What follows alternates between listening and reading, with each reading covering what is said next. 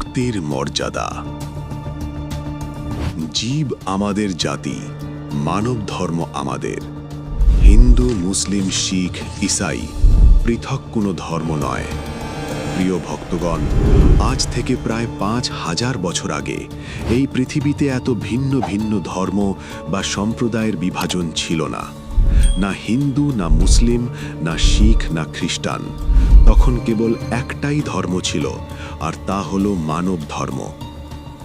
সব মানুষের পরিচয় ছিল এক, সবার মূল ছিল এক, সবার প্রভুও ছিলেন এক।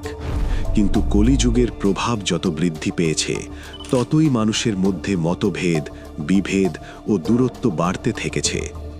এর প্রধান কারণ হল অনেক ধার্মিক কুলগুরু ও ধর্মীয় পথপ্রদর্শক শাস্ত্রে বর্ণিত সত্য জ্ঞান মানুষের সামনে সম্পূর্ণভাবে তুলে ধরেননি।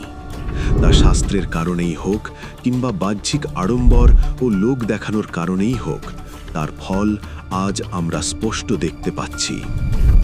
আজ মানব ধর্ম ভেঙে বহু ধর্ম, বহু সম্প্রদায়, বহু মতবাদে বিভক্ত হয়ে গেছে।